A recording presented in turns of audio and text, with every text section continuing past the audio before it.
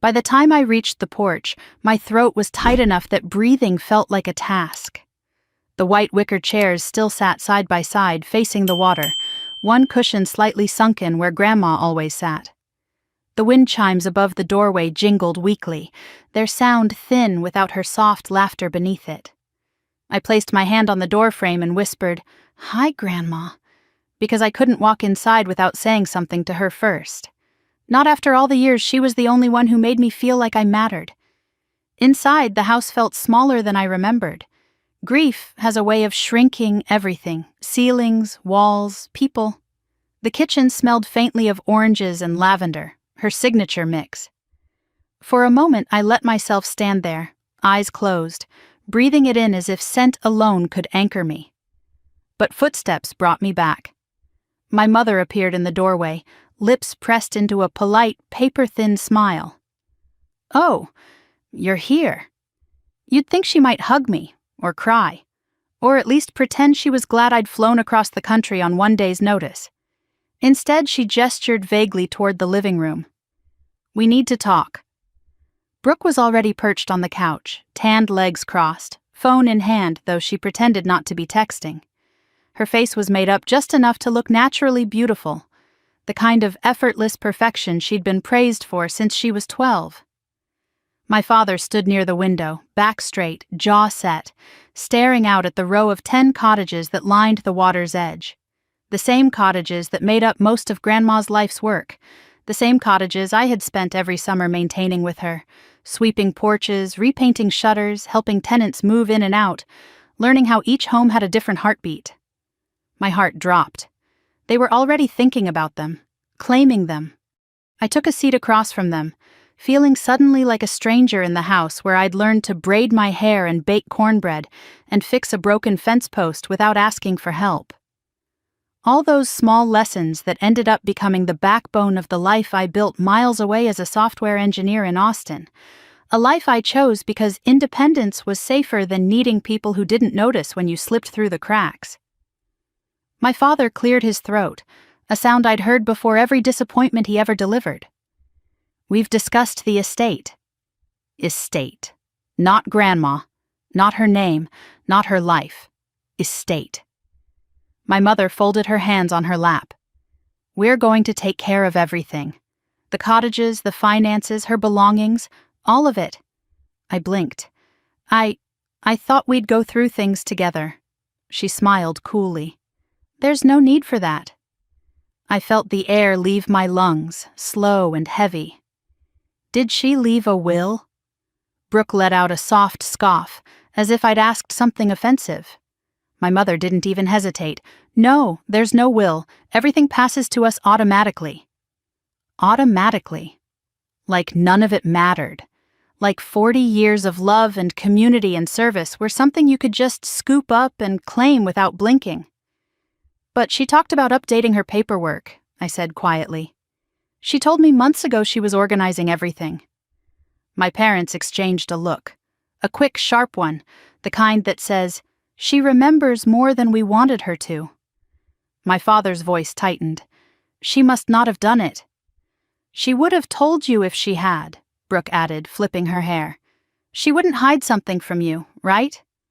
My stomach twisted. That was exactly what they wanted me to believe. That anything I couldn't prove didn't exist. That Grandma leaving something for me was just a fantasy. But something in my bones rejected it outright. "She was a planner," I said. "She labeled every drawer. She kept receipts for 20 years. She wouldn't leave her homes without instructions." My mother's expression cooled another few degrees. "Well, she did. You've been away so long, Harper. You wouldn't know." There it was. The old weapon. The same one she'd used since I left home at 17. The accusation that my independence was abandonment, that my distance was selfishness, that the job and life I built were proof I didn't belong to this family anymore. I straightened my spine. "I'd like to see whatever paperwork you have." "There's nothing you need to see," my mother said quickly, a sharpness slipping into her voice. "We've handled it." "Handled what?" I asked. Brooke rolled her eyes. "God, Harper, why are you being difficult? Mom and Dad are doing the responsible thing." Responsible? The word made me want to laugh and scream at the same time. My father finally turned from the window, his face as unreadable as stone. You're not involved in this. You've built your own life elsewhere. Let us take care of what's ours. What's ours? I repeated slowly. Grandma meant the cottages to be for the community, for the tenants she cared for us, my mother snapped. After everything we've done for this family, we deserve something. Everything they've done. Meaning raising Brooke like a porcelain doll while treating me like the house pet that kept finding its way out the door. Meaning the years they dismissed every award I earned while celebrating Brooke's lowest-level accomplishments as if they were Nobel Prizes. Meaning the reason I learned early that I had to build my own life, my own career, my own backbone. I looked at them, really looked. My mother's tight smile, my father's clenched jaw, Brooke's careless entitlement. And I realized, with a clarity that felt like a knife slicing through fog, that this conversation wasn't new. It had been happening my whole life, just with different subjects, different stakes. Grandma didn't raise me to step aside, I said quietly. Brooke scoffed again.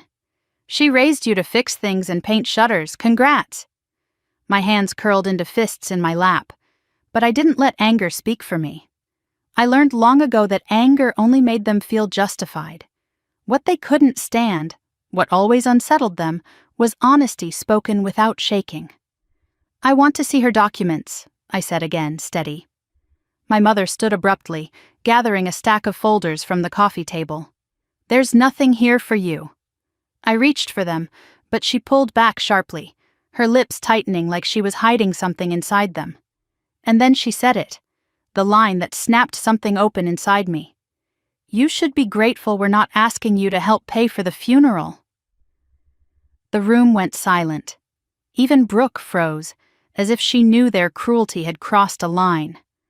Grateful, as if love was a bill I owed them, as if my distance hadn't been a survival strategy, as if my grandmother's life and death and legacy were inconveniences they were generously dealing with. I stood so slowly the chair barely shifted. My voice came out soft, controlled, but my heartbeat thundered. Grandma would never have left things the way you're saying. My father's jaw twitched. Believe what you want. But I wasn't believing. I was knowing.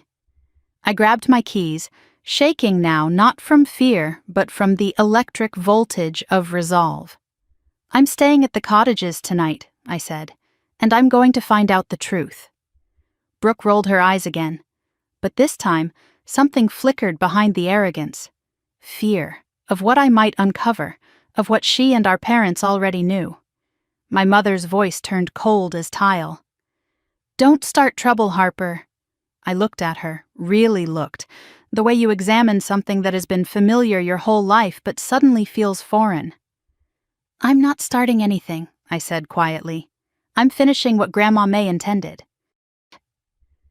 I left before they could respond, walking out into the fading orange light where May's wind chimes whispered above me. My legs felt weak, but my spine felt stronger than it had in years. Because something was wrong, something was missing, something was being hidden, and whether my family liked it or not, I was going to find it. Not because I wanted the cottages, but because they weren't mine. They were hers, and I was the only one left who seemed to remember that.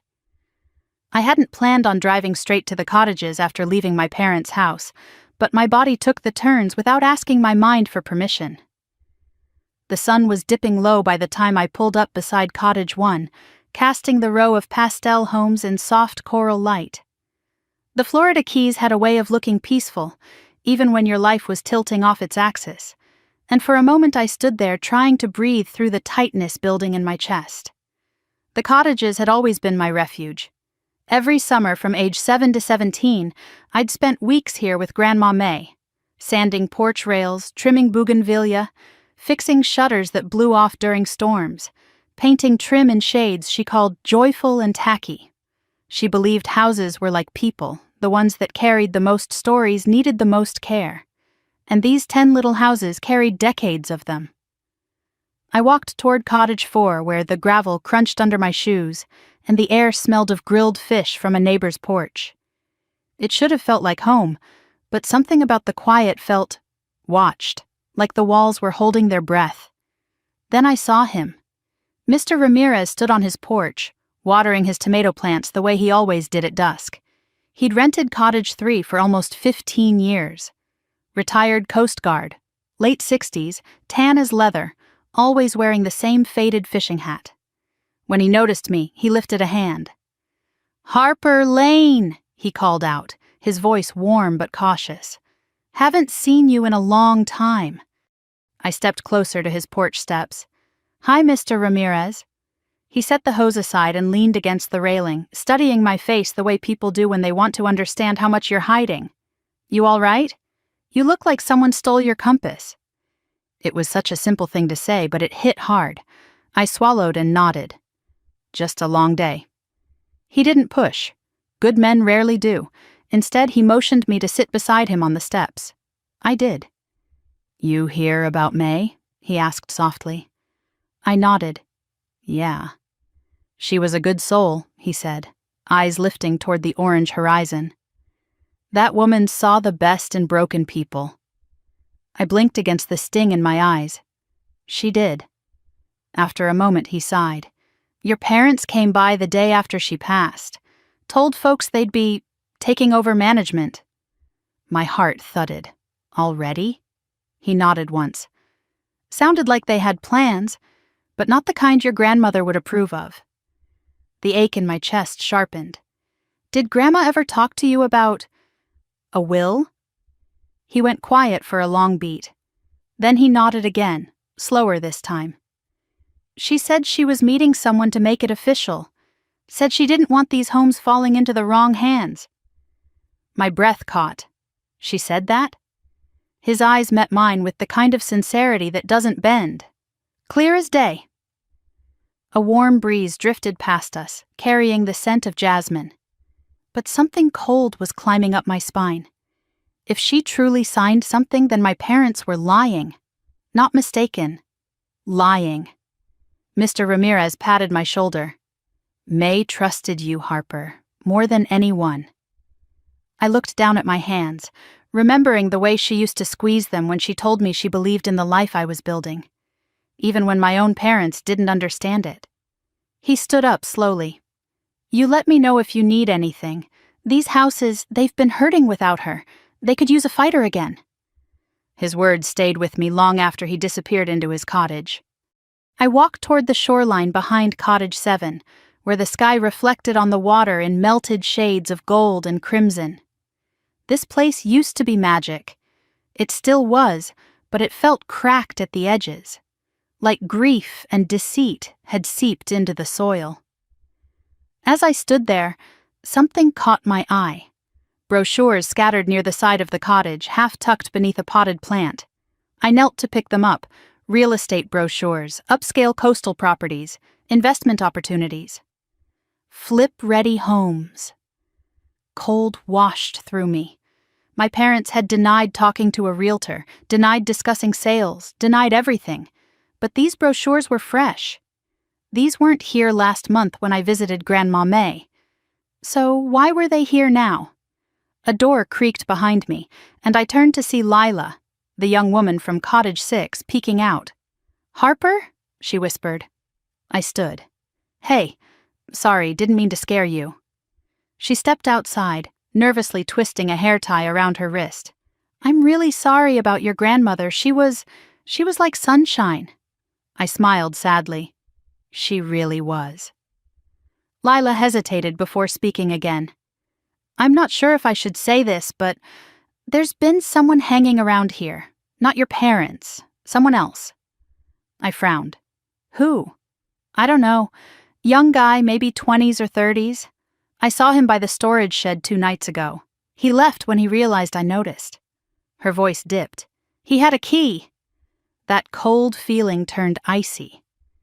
"Did you tell anyone?" I asked. She shook her head.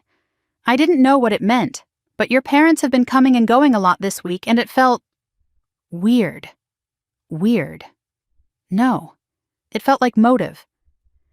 I thanked her and walked toward the storage shed behind Cottage 7. The night air had cooled, but sweat gathered at my hairline as I tried the latch. To my surprise, it swung open with almost no resistance.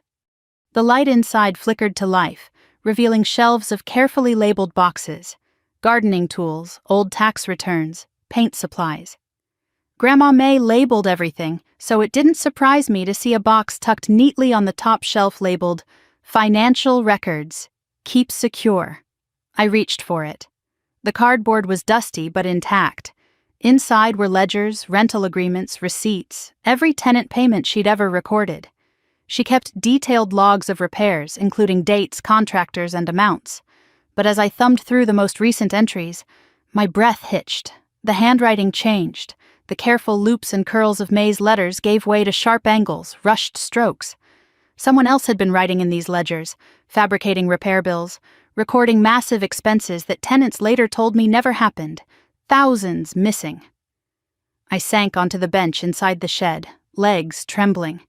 Whoever did this hadn't just anticipated inheriting the cottages, they'd already begun using them like an ATM. A rustling sound outside made me freeze. Footsteps. Slow. Deliberate. I turned off the light and held my breath. The footsteps grew closer, crunching the gravel inches from the door. My pulse pounded in my ears. Then, just as I reached for my phone, they stopped. Silence. And then the soft retreat of someone walking away. When I finally stepped outside, the path was empty. But I noticed something glinting near the porch of Cottage 7, a small silver object half buried in the gravel. I knelt and picked it up. A key, not a house key, not a cottage key. No, this was small, flat, heavy. A safe deposit box key. My stomach dropped. I'd seen keys like this before. Grandma May used to keep one on her keyring when I was little. She said it was for the important things. I rose slowly, heart hammering. If this was her key, then someone else had another. Access to the box required 2 keys. Had someone already been inside? I hadn't planned to find anything tonight. But now I had. Real estate brochures, forged ledger entries, a mysterious visitor with a key, evidence of someone already tampering with records, and a safe deposit box key my parents claimed didn't exist. This wasn't confusion. This wasn't poor record-keeping. This was deliberate. I walked back toward the main house, clutching the key so tightly it left an imprint on my palm. The moon rose above the water, casting the cottages in silver light, as if watching over them, watching over me. I paused at the porch of Grandma's cottage, suddenly overwhelmed. All my life, I'd felt like the forgotten child, the one left off the Christmas cards, the one praised less, loved less, needed less, the one who learned to fix things because no one else stepped in to help. But maybe May saw exactly who I was becoming. Maybe this was no accident. Maybe she knew I'd be the one to protect what mattered. I sank onto the porch steps, exhausted. The night was warm, and the sound of the ocean soothed the tightness in my chest, even as fear and fury tangled inside me. I felt her here, May, in the chimes, in the lavender scent still clinging to the curtains, in the way the porch boards creaked beneath my feet. She hadn't left me nothing, she'd left me clues, and I was finally listening. I reached into my pocket and unfolded the small wrinkled note Lila had given me earlier that evening, written in May's handwriting on a scrap of grocery list paper. "If anything happens to me, look in the safe. You'll know what to do." A tear slipped down my cheek before I could stop it. The words weren't poetic or dramatic. They were simple, steady, full of trust. She believed in me, even when my own parents never did. I closed my eyes, inhaling the salt air, and made myself a promise. I'd find the safe, I'd find the truth, I'd find every piece they tried to bury, and if my family wanted a fight, then they finally had one. Not the kind built on shouting or guilt or manipulation. The kind built on truth. The kind built on everything May taught me. I opened my eyes. The cottages stretched out before me, Worn, imperfect, loved. "Don't worry, Grandma," I whispered. "I'll take care of them." And for the first time since her passing, I knew I wasn't just saying it. I meant it. With my whole heart. The sun had barely risen when I stepped out onto the gravel path, dew still clinging to the blades of grass, the air thick with that familiar salt-sweet scent the Florida Keys carried like its own heartbeat. Morning light spilled lazily across the 10 vacation homes, their pastel colors glowing softly, mint green, lemon yellow, coral pink, all of them a little faded, a little crooked, and impossibly dear to me. They looked the same as when I was a child sweeping porches barefoot, but something in me recognized they might never feel the same again. I started my walk down the row of cottages, my fingertips brushing the railings as if touching old friends. Cottage 1 had a loose shutter again, the same one Grandma May and I repaired every summer. Cottage 2 had a chipped porch step. Cottage 3's wind chimes still played that soft harmony May loved. Everything looked normal, but grief and suspicion had a way of tinting normal things darker. I reached Cottage 3 just as Mr. Ramirez stepped out onto the porch, wiping his hands on his shorts. He still wore the same battered fishing hat he'd worn for at least a decade. "Morning, Lieutenant." He paused, corrected himself, and smiled. "Morning, Harper." I managed a small smile. "Morning. You're up early." He chuckled. "Old bones? Early hours?" Then he studied my face more closely, and the smile faded. "You didn't sleep." There was no point pretending. "No." "Thought so," he said. "You got the look of someone carrying something heavy." I glanced toward the ocean instead of answering. He didn't push, just nodded as if to say he was there if I needed him. Before I could speak again, a door creaked open behind him. Mrs. Holloway shuffled out onto her porch across the path, wrapped in a faded rose-colored robe, holding a steaming mug between her palms. "Harper, sweetheart," she called, her voice trembling with warmth. "Come here and let me look at you." I crossed the path and climbed her steps. She cupped my cheek as soon as I stood close enough. "Oh, honey," she whispered, "May would be so proud of you coming all this way. She talked about you every week." My throat tightened. "I miss her." "I know you do." She squeezed my hand gently. "She'd want you to take care of yourself, too." I nodded, though I knew taking care of myself wasn't something I'd ever been particularly good at. As if sensing my thoughts, she added, "You're more like May than you realize." Before I could ask what she meant, she glanced around cautiously, then leaned closer. "She told me, you know," she whispered, "about the will, about wanting things official." My breath caught. "She told you that?" "Oh, yes. Said you had the heart for this place. Said your parents didn't understand people, only money." Her words echoed what Mr. Ramirez had told me, amplifying my growing dread. If multiple tenants knew May wanted things formalized, then my parents had lied. They hadn't just misremembered or misunderstood. They'd erased something. A soft voice interrupted us. "Ms. Harper?" I turned to see Tariq, the young tenant from Cottage 8, standing at the base of the porch steps with a shy smile. "Morning," I greeted. He stepped forward, rubbing the back of his neck.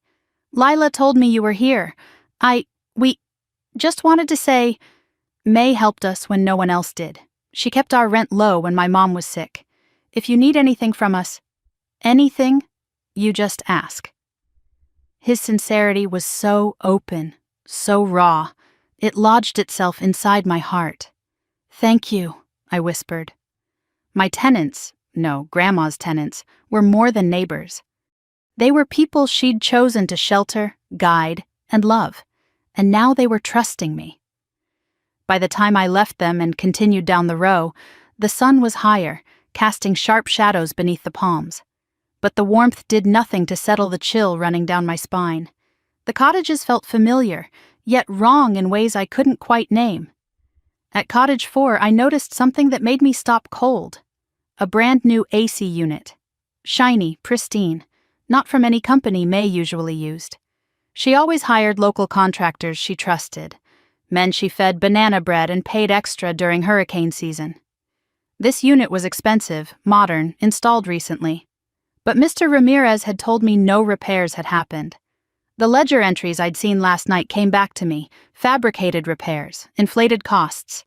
And this AC unit fit that pattern too perfectly.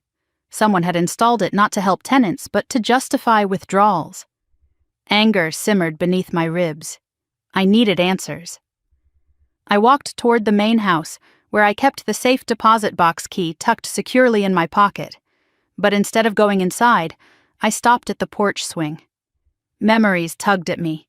May reading mystery novels, knitting blankets for babies in the shelter, drinking sweet tea while telling me stories about the people these cottages had helped over the years. She always said, "Harper, these homes keep their secrets, but they'll tell them to you if you listen." Maybe that was why I'd always loved it here. Maybe that was why she trusted me. Inside the house, the citrus lavender scent clung like a fading echo of her. The kitchen wallpaper, yellow with tiny blue flowers, seemed a little dimmer, but still her. I moved into the small office she kept beside the pantry. Her handwriting was everywhere, on sticky notes, on envelopes, on the edge of a recipe card, on a list pinned above the desk, one word circled 3 times: ledger. I pulled the ledger from my bag and flipped to the pages with different handwriting. Someone had noted repairs, but I knew from tenants those never happened. Then one line struck me like a fist. Withdrawn. $4,000. Note. Ask Brooke? The breath left my lungs. Ask Brooke? No wonder Brooke had gone stiff when I mentioned paperwork yesterday. My parents weren't just hiding documents. Someone in this family had already started siphoning money. The air felt too thick, too heavy. I stepped away from the desk, pacing. May knew something was wrong before she died. She must have. Why else would she write that? And why had she kept it hidden? My eyes drifted toward the bookshelf. Something poked out, a folder shoved behind some old navy blue binders. I pulled it free. The label read, Lane Family, Personal. My heart hammered as I opened it. Inside were old photos, me painting shutters with Grandma when I was 8, Brooke posing in a frilly dress while I held a toolbox out of frame. All grit and no praise. Notes May had written, her handwriting shaky but fierce. The pages told a story she never said aloud. Harper sees hearts. Brooke sees attention. Carol sees image. Douglas sees numbers. But then, the note that froze me. Protect Harper. Don't let them sway her. She's stronger than she thinks. I sat down hard, the page trembling in my grip. Grandma had known. She'd seen it all. The favoritism, the lies, the slow erosion of trust. And she'd been preparing for something, to shield me from a battle she feared was coming. A soft knock startled me. I turned to see Lila standing in the doorway, clutching something in her hands. "Sorry," she whispered. "I thought you'd want this." She held out a small brown envelope, worn, slightly crumpled. My name was written on the front in May's handwriting. For Harper. Open when the time is right. I stared at it, throat too tight to speak. When did she leave this? "Mr. Ramirez found it under Cottage 5's porch step," Lila said. "He thought maybe it was meant for you." Though I took the envelope carefully, like it might break. My pulse raced, and for a second I wondered if opening it now was the right moment.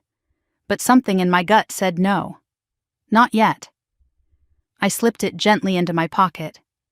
"Thank you," I said. Lila nodded and stepped back out quietly. I returned to the desk, hand resting on the envelope through my pocket, when something outside caught my eye. A shadow moving along the row of cottages. Tall, still, watching. I stepped onto the porch, squinting against the harsh sunlight. The figure paused at the far end near Cottage 10. The moment I took a step toward them, they slipped behind the building and vanished. A cold ripple moved across my skin. Someone was watching me. Maybe had been for days. For the first time since arriving in the Keys, fear curled at the base of my spine. Not the fear of losing the cottages, not the fear of confronting my parents, but the fear of being in the middle of something larger, darker, already in motion. I closed the screen door behind me, heart beating too loudly. Whatever my family started, whatever they were hiding, whatever someone else was trying to cover, it wasn't over. And I wasn't leaving. Not until I found the truth. Not until I uncovered every secret May tried to protect me from. Not until every lie my parents told collapsed under the weight of her trust in me. I stood on the porch, wind stirring my hair, staring down the row of cottages like they were a promise I was finally ready to fight for. And no matter who was watching, no matter who wanted me to stop, I was going to keep going. The bank smelled like cold metal and lemon cleaner, the kind of sterile scent that made my stomach tighten the moment I stepped inside. I didn't belong here, not with my salt-stained sandals and the safe deposit box key clenched in my sweaty palm, but I couldn't turn back. Not when this key might be the only thread left connecting me to whatever truth Grandma May tried to leave behind.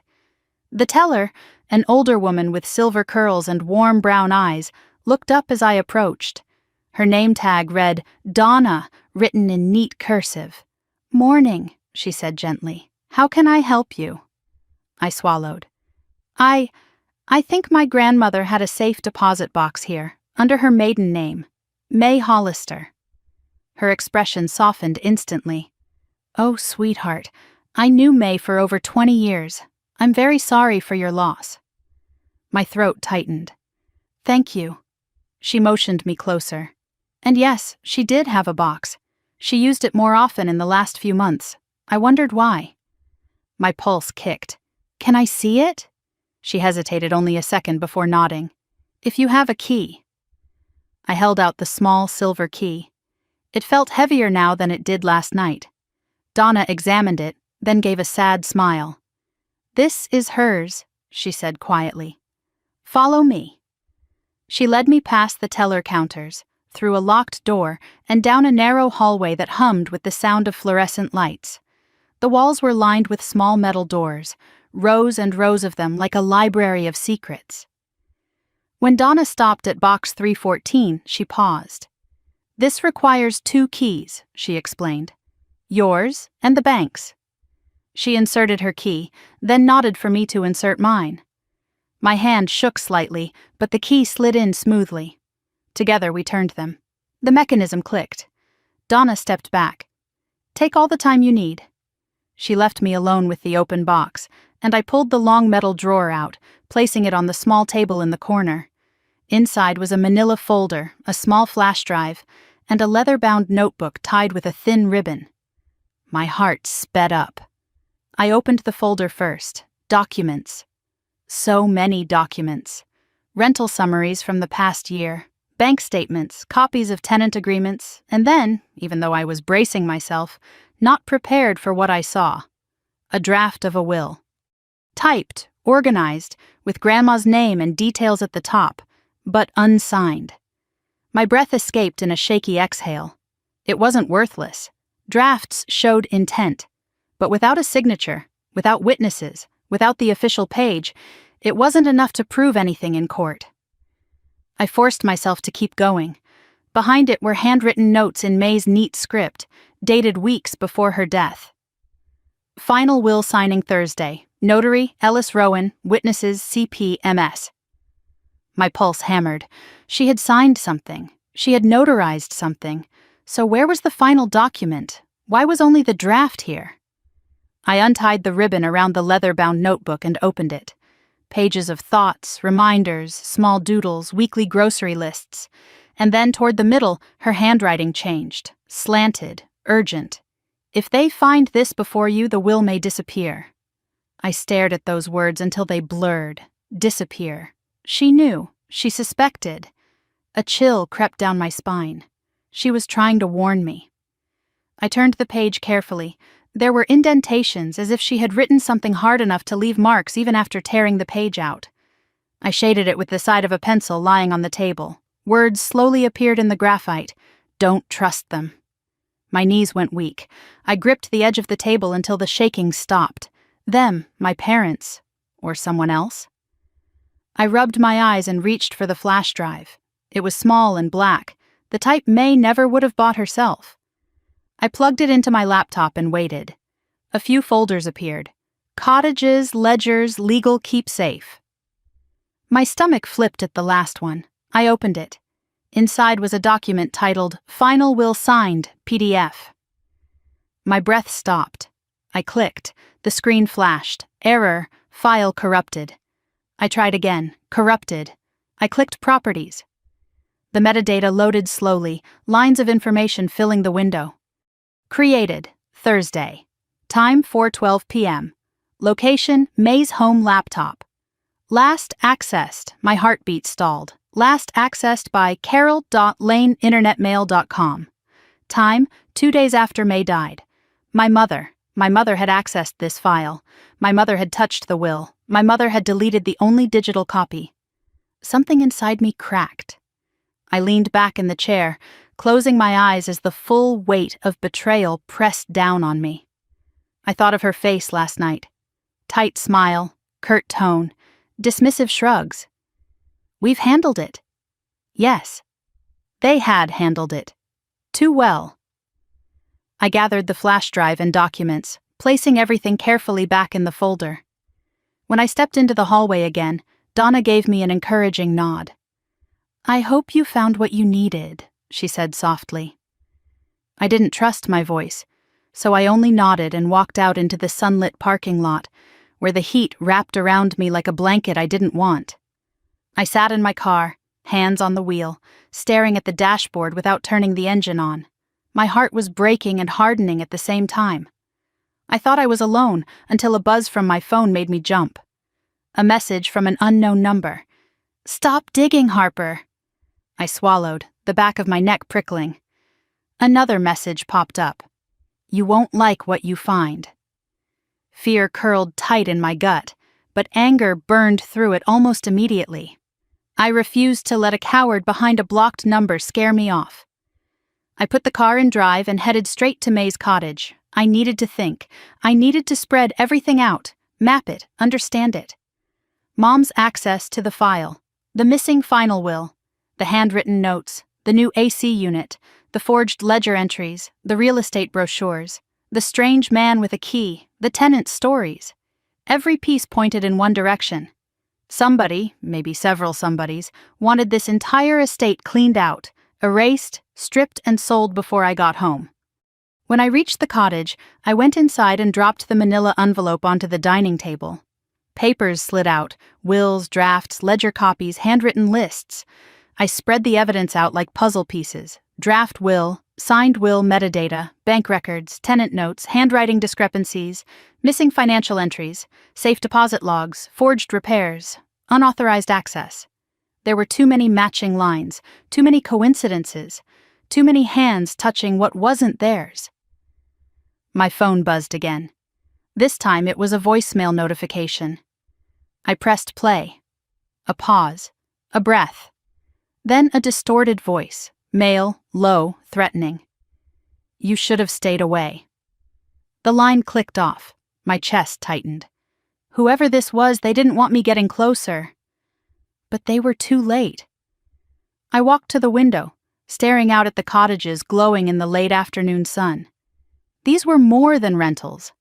They were pieces of people's lives, pieces of May's heart, pieces of mine. I wasn't going anywhere. I needed help, though. Someone who understood the legal weight of what I was holding.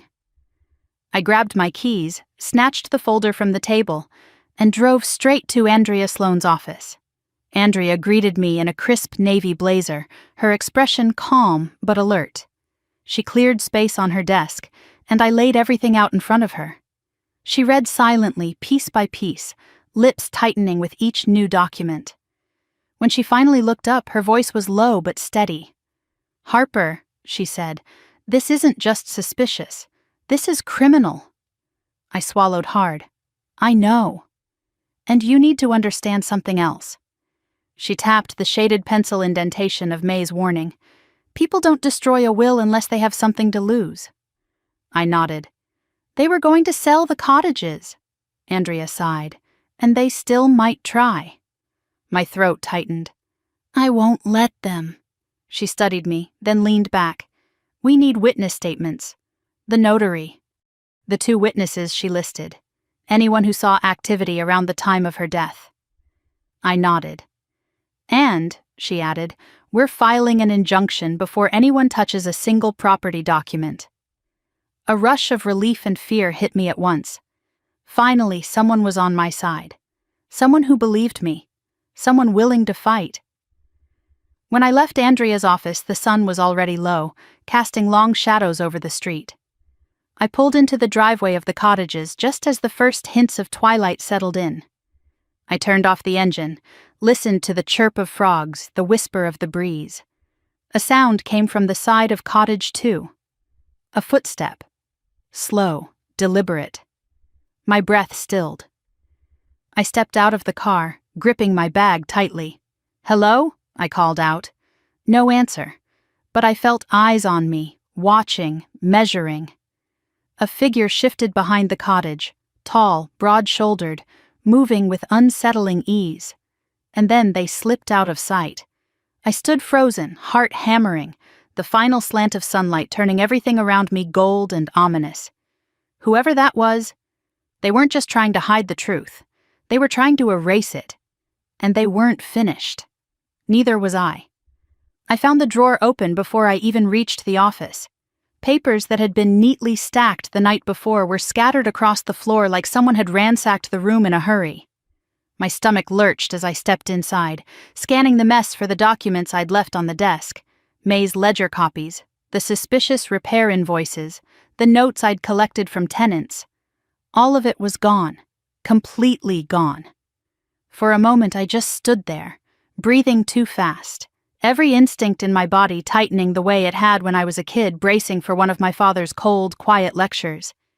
Then something metallic glinted near the threshold. I bent down and picked it up, a torn scrap of a real estate brochure. And on the back, in my father's handwriting, the beginning of a phone number. The air left my lungs. This wasn't random. This wasn't an accident. Someone had come into May's cottage, her home, and taken only the documents tied to the inheritance. I felt heat rising beneath my skin, a tremor of anger, sharp and clean as a blade.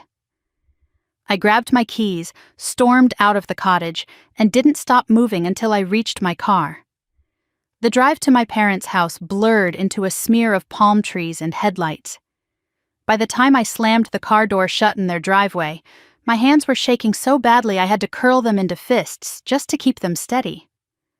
Inside, the house was warm and bright. Laughter drifted from the dining room. My parents and Brooke around the table, plates still half full, their perfect little family moment interrupted when I stepped into the doorway.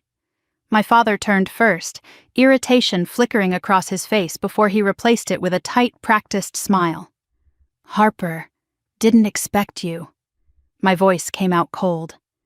"Why were you in Grandma's cottage?" My mother blinked hard, feigning confusion. "What are you talking about?" I pulled the torn brochure from my pocket and tossed it onto the table. This was on the floor, next to the empty drawer. Someone broke in and took every document I was reviewing. Brooke scoffed. "Someone probably broke in looking for cash. Calm down." I stared at her. "Do thieves usually leave untouched antiques and break into only the office? Do they take only financial papers and nothing else?" Her smirk twitched. Dad pushed his chair back with a sigh. "You're jumping to conclusions." I stepped forward. "Your handwriting was on this." His jaw clenched, barely perceptible but impossible to miss once you knew his tells. "Coincidence," he said. "Lies. Face-to-face lies, delivered without flinching. And that was somehow worse than the break-in itself." I looked at him, then at my mother, then at Brooke. 3 faces I had spent most of my life trying to make sense of. 3 people who had made me feel like an outsider in my own family. 3 people who now stood between me and the woman who had loved me more than any of them ever did. My mother leaned back in her chair, arms crossed. "Harper, you're being dramatic. You're tired. You're emotional. Losing May. Don't, I said sharply. Don't use grief as a shield for what you're doing. Her lips thinned into a straight white line. We're not doing anything, she insisted. You accessed her safe deposit box, I said quietly. Her eyes widened before she could hide it. You deleted her digital will, I continued. My father shot her a warning look, but she was already spiraling. You have no proof, she said, voice rising. You don't know what you're talking about. I took a slow breath. Then tell me why the ledger, her ledger, shows $4,000 missing with a note that says, Ask Brooke. Brooke sat up straight, cheeks flushing. That's not what it looks like. Mom said that was fine. Mom's gasp was sharp enough to pierce glass. Brooke! My father slammed his palm on the table. Enough! Silence fell, heavy, suffocating. I stared at Brooke, whose bravado had crumbled into something raw and frightened. She looked so small suddenly, so young, so clueless about the world outside her curated Instagram bubble. Where did the money go, Brooke? I asked softly. Her chin trembled. I needed it, okay? For a hotel, for a brand deal, for work. Work, I echoed. She flinched at my tone. I thought Grandma said it was fine, she whispered. Mom said it was practically mine. My heart splintered, not for her actions, but for how deeply she believed she was entitled to everything she touched. I turned to my mother. You told her that? Mom's face twisted. You were gone, Harper, off living your life. You couldn't expect us to pay attention to both of you. The words hit harder than I expected. Something inside me, something I thought had toughened long ago, cracked open. My father stood abruptly. We are not discussing family issues like this. No, I said. We're discussing legal issues. His head snapped toward me. Legal? The will, I said. The missing will, the safe deposit box, the forged repairs, the unauthorized withdrawals, the real estate brochures, and now the break-in. My mother whispered, Harper, don't do this. I stared at her, the woman who'd spent her life praising Brooke's smallest efforts and dismissing my biggest accomplishments. The woman who couldn't bring herself to hug me when I moved across the country at 17. The woman who couldn't tell me the truth if her life depended on it. You did this, I whispered back. My father's voice hardened. Watch your tone. No, I said. Watch yours. He froze.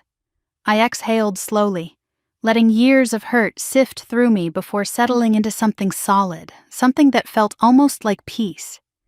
You're right, I said softly. I did leave. I left because no matter how much I tried, I was never enough for you. And that was fine. I accepted it. Brooke blinked at me, confused. My mother's lips trembled faintly. My father remained stone. But Grandma thought I was enough, I continued. Enough to help her. Enough to protect her tenants. Enough to carry on what she spent her whole life building. I leaned forward slightly. And the more you lie, the clearer it becomes how much she saw, long before I did.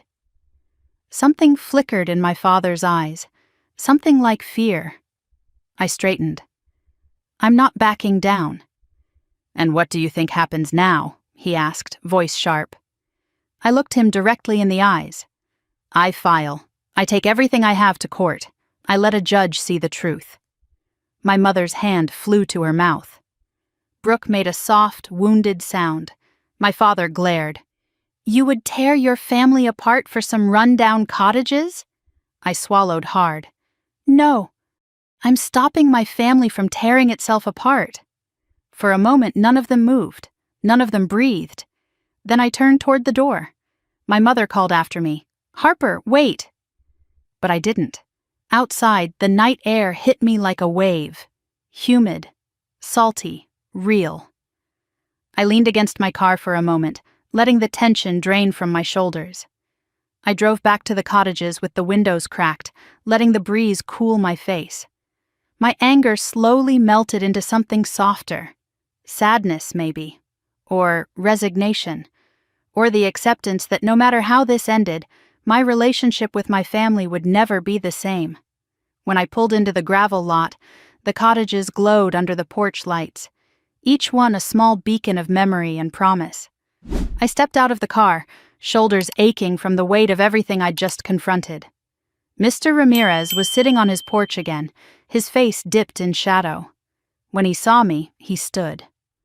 "You all right?" he asked gently. For a second, I almost said yes, but I shook my head. He walked down the steps and placed a steady hand on my shoulder. I didn't realize how badly I needed that simple gesture until my eyes burned. "You're not alone," he said. "Your grandmother built this place so you'd always have somewhere to stand." I nodded, swallowing the knot in my throat. "Thank you." He squeezed my shoulder once more before returning to his porch. I walked toward Cottage 3 and sat on the top step. The ocean whispered in the distance. A warm breeze rustled the palms. Somewhere down the row, a tenant laughed softly. And for the first time that day, I let myself cry. Not from weakness, but from the truth finally spilling out of me. They tried to take what didn't belong to them. They tried to erase a woman who spent her whole life giving, but I wasn't going to let them. Not anymore. 2 days later, the court date arrived in the mail. As I held the envelope, my heartbeat settled, not into fear, but into certainty. I would fight, and this time I wouldn't fight alone. The phone call stayed with me all night, the distorted voice repeating in the dark like a warning I couldn't turn off. By the time morning came, my body felt wired and restless, every nerve on edge. I didn't bother making coffee, didn't bother brushing the sand from the porch steps where I sat half the night. Instead, I grabbed the manila folder, slid it under my arm, and headed straight for my car. Andrea answered on the second ring. "You sound tense," she said. "I got a threat." Silence hummed through the line before her voice returned, firm and controlled. "Document it. Screenshot the number. Forward the voicemail to me. And whatever you do, don't wander around alone today." "I'm going to find the notary," I said. Andrea exhaled. "Good. That's the right next step. If the will was signed, we need confirmation from everyone involved. Be careful, Harper." I hung up, tucked the phone into the cup holder, and drove toward the address Mrs. Holloway had given me, a small yellow house with a peeling porch and a mailbox shaped like a pelican. The place looked quiet, peaceful, the kind of home where someone baked banana bread on Sundays and watered plants every afternoon. I knocked once. No answer. I knocked again, harder this time. Still nothing. I stepped back, ready to try a third time, when the door cracked open an inch. A frail voice said, "If you're here selling roof treatments, go away." "It's Harper," I said quickly. "Harper Lane." The door opened wider, revealing a tall, white-haired man leaning on a cane. His face was lined with age, but his eyes were bright, sharp, observant, unafraid. The kind of man who noticed everything.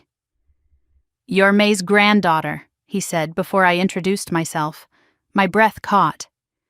"Yes," he nodded once. "I wondered when you'd come." He stepped aside and motioned me in. The inside of his house smelled faintly of old books and cedar oil. A recliner sat in the center of the living room, its cushions worn but clean. "Sit there," he said. "It cost more than my first car, and someone should enjoy it." I sat, and he lowered himself onto the sofa. His cane rested across his knees. "You're Ellis Rowan," I said. "The notary." "Still am," he replied, "though I retire next spring. Your grandmother told me someone might come asking." My heart quickened. "She talked to you?" "Always did," he said with a soft smile. "Sharp woman, sharp enough to know trouble was coming." I swallowed. "Did she sign something with you?" He nodded. "A final will, at her kitchen table. She'd prepared the paperwork, and she insisted it be official. Stamped, witnessed, and logged." I felt tears sting the back of my eyes. "Who witnessed it?" He tapped the side of his head. "Carol Parker and Marcus Son." The names matched the initials in her notebook. My hands trembled slightly. "Do you remember the date?" I do. And I remember she was clear, calm, strong as ever. She talked about tenants, plans she had for the cottages, and about you. Me, I whispered. She said you understood the homes, Rowan said, and the people in them. Said your parents didn't understand anything except asset value. I closed my eyes, forcing down the swell of emotion. Do you have the logbook? I asked. His expression dimmed. Wish I did. Someone stole it. My breath snagged. Stole it? He nodded grimly. A week after May passed, broke the lock on my back door, rifled through every drawer, didn't take a penny or my watch. Only that book. The room seemed to tilt. Did you tell the police? Of course. They called it random theft. He snorted. But I've been on this earth long enough to know when something's targeted. I pressed a shaky hand to my forehead. Do you have anything left? Anything that proves the signing happened? Rowan studied me for a long second. Then he pushed himself off the sofa and shuffled across the room to a small chest of drawers. I always keep backups, he said, for situations exactly like this. He pulled out a worn manila envelope and handed it to me. Page 72, he said. May Hollister, signed, stamped, witnessed. I opened the envelope with hands that didn't feel like mine. Inside was a photocopy of the notary logbook entry. Neat, official, unmistakably real. Date, time, 2 signatures, notary stamp, everything we needed. I looked up. This is everything. He patted my shoulder. I know, that's why I kept it ready. I fought a sob. Thank you. He nodded once. Your grandmother trusted you. It's time you trusted yourself.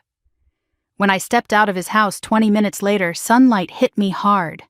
The world felt brighter and darker at the same time. I sat in my car and stared at the envelope on the passenger seat. Proof. Real proof. And someone had tried to destroy it. My phone buzzed. A call from Pastor Lucia's church. I answered quickly. Harper, the pastor said softly. I found something else in our storage room. An envelope addressed to you. Your grandmother left it with me, just in case. Can you come by? My heart kicked. I'll be there in 10 minutes. The church sat at the end of a quiet street shaded by sprawling live oaks. Pastor Lucia, a short woman with warm brown skin and soft eyes, met me at the door. She loved you deeply, she said as she led me inside. You know that, right? I nodded, unable to speak. She guided me into her office and handed me a sealed manila envelope. My name was written across the front in Grandma's handwriting. Delicate, firm, familiar enough to crack my heart open. I peeled it open carefully, like it was something breakable. Inside were documents. A partially signed earlier will. A notarized statement from May saying she intended to update the will to give me managerial rights. A handwritten note. Legacy is not money. It is protection. Protect the homes, protect the people. If someone tries to take them, follow the truth. Then a final sheet, a photocopy of an entry in a notary logbook, the same date Rowan had given me. She left this with me months ago, Pastor Lucia said softly. Said she feared someone might try to alter her wishes. A wave of grief swept through me, heavy and warm and devastating. She knew, I whispered. She did, the pastor said, and she trusted you to finish what she couldn't. I tucked the documents into my bag, holding them like fragile glass. Thank you, I whispered. You're welcome, child, she said. Be careful. Some people fear the truth more than anything. Her words followed me as I stepped outside. The sun was dipping lower, bleeding yellow into the horizon. I walked to my car slowly, feeling the weight of everything pressing against me. Proof in my bag, a warning in my phone, a storm rising around my grandmother's legacy. Halfway to the parking lot, my phone buzzed. Unknown number. Again. I almost let it go to voicemail, but something inside told me to answer. I lifted it to my ear. Hello? A distorted voice hissed softly. Stop digging, Harper. This won't end how you think. Before I could respond, the call cut off. My heart pounded as I scanned the parking lot. Empty. Silent. Still. But someone had been watching. Someone who knew I was getting closer. Someone who realized they were losing control. I closed my eyes, gripping my phone, forcing my breath steady. I wasn't turning back. Not now. Not ever. By the time I reached the cottages again, dusk had deepened into soft twilight. Porch lights flickered on one by one like fireflies. 10 homes, 10 stories, 10 pieces of a legacy someone was willing to destroy to claim. I stepped out of the car, clutching the notary photocopy in one hand and May's letter in the other. When I reached the main porch, a soft breeze lifted the chimes overhead, tinging the air with their familiar melody. I paused, looking out over the cottages glowing gold in the last slant of light. "I'm here, Grandma," I whispered, "and I'm not letting them take this." Behind me, the shadows shifted. I turned, but the path was empty, only the wind, the chimes, and the ocean. Still, every instinct in my body knew the truth. Someone was watching, and they weren't finished. But I wasn't afraid anymore, because now I had the truth. The morning air tasted like humidity and old paint as I stepped onto the porch with the notary photocopy pressed to my chest. For the first time since May died, I felt like I wasn't walking blindly through her shadow. I was following her footprints. But that feeling didn't last long, because when I opened my email, the illusion of progress shattered. A new message sat at the top of my inbox. Subject line: rent adjustment effective immediately. Sender: Lane Property Management Coastal Homes. Org. My breath caught. My parents. They had created a property management email, overnight, and issued rent increase notices to every tenant. 40% hikes. A $50 administrative fee. Mandatory prepaid maintenance charges. The kind of numbers that would force people out. I clicked through the notices one by one, heart sinking deeper with each message. Every tenant at May's Cottages had received the same aggressive, impersonal email. A knock sounded on the porch rail. I looked up to find Mr. Ramirez holding his phone, his jaw clenched tight. "Tell me this isn't real," he said. "It's not legal," I replied. He lifted an eyebrow. "That isn't what I asked." I swallowed. "It won't stand, I promise." His shoulders slumped with a sigh heavy enough to sag him forward. "I can't afford an increase like that, Harper. None of us can." Behind him, Lila stepped out of Cottage 6 with tear-filled eyes. "They're trying to force us out, aren't they?" More tenants emerged. Tariq from 8, Mrs. Holloway leaning on her walker, 2 retirees who had lived here since I was a teenager. Their faces held the same fear, the same heartbreak. "They're trying to make the cottages look unprofitable," I said, "so they can justify selling them." Anger rippled through the group like a silent storm. Tariq shook his head. May promised these homes would be stable, affordable, that this was a place for people who needed a break from life. He didn't have to say the next line out loud. My parents were breaking that promise. I nodded once. "No one is leaving, not on my watch." They watched me, waiting, for answers, for leadership, for something stronger than emails and shadows. I'd never asked to be the one in charge, never envisioned stepping into this role. But the weight of their trust sat on my shoulders like something sacred. I took a breath.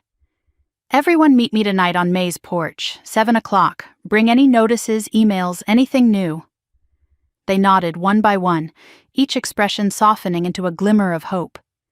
As they dispersed, I headed back into the house and grabbed my phone, dialing the number for Coastal Bay Realty, the company printed on the brochures I'd found. A woman answered. "Coastal Bay Realty, this is Tina." "Hi," I said, keeping my voice steady. "I'm calling about an inquiry made on the Hollister Cottages." "Oh," she said. "Yes, that was, let me see, Douglas Lane and his wife, Carol." My pulse spiked. "Do you know what they were planning?" "Well," she said thoughtfully, "they asked for valuations, projections for converting long-term rentals into short-term vacation units, and a timeline for listing all 10 properties within the next 60 days. 60 days. 2 months. Everything clicked into place. The rushed paperwork, the break-in, the ledger manipulation, the rent spikes. They were preparing to sell. Fast. Before anyone could intervene. Before I could get evidence. I thanked her and hung up, fighting the tremor rising in my hands. They weren't just being selfish. They were desperate. Maybe scared. And desperate people made reckless decisions. I dialed Andrea. "Tell me you found something," she said. "Oh, I found something," I replied. "They're trying to evict tenants through rent hikes, and they plan to sell all 10 homes in 2 months. A beat of silence. "Good God," she whispered. "Okay, we file immediately. Emergency injunction, tenant protections. If they keep pushing, this could turn into attempted estate fraud." "I know." "But Harper," she added carefully, "this means your parents aren't just lying, they're actively hiding malfeasance." I knew she was right, but hearing it said aloud scraped at something raw inside me. I hung up and spent the next hour drafting statements from tenants, printing notices, and gathering every scrap of documentation. The evidence pile grew thick, overwhelming, damning. At 7, the tenants gathered on the main porch. Lanterns glowed softly around us as the sky faded into dusky purple. They sat in a semicircle, quiet, anxious, hopeful. I stood in front of them, holding May's notary photocopy in one hand and the rent notices in the other. "Here's what we're dealing with," I began. "The rent increases are illegal. They can't evict you without going through a proper process, and they can't change management while the estate is under dispute." Mrs. Holloway raised her trembling hand. "Harper, dear, why are your parents doing this?" My throat tightened. "Because they think the cottages belong to them." Mr. Ramirez frowned. "But May told me they didn't understand the cottages." "That's what she thought," I said softly. "And she tried to protect them. She signed a final will leaving managerial rights to me.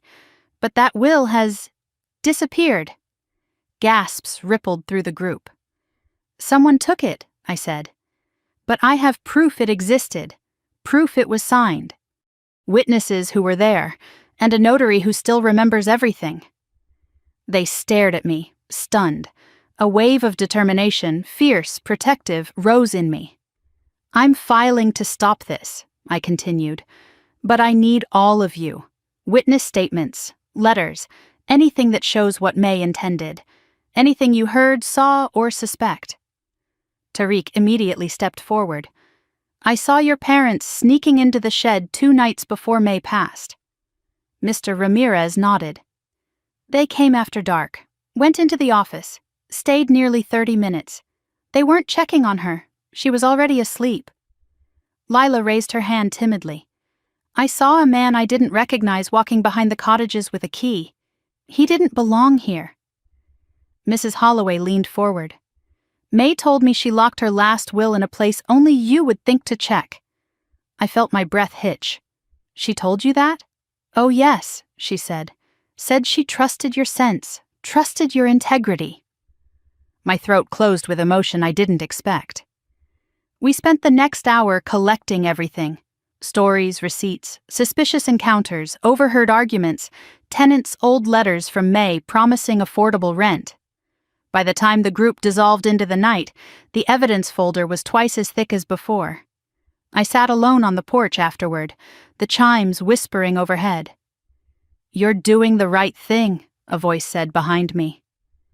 I turned to see Mr. Ramirez standing on the bottom step, hands tucked into his pockets. He looked tired but resolute.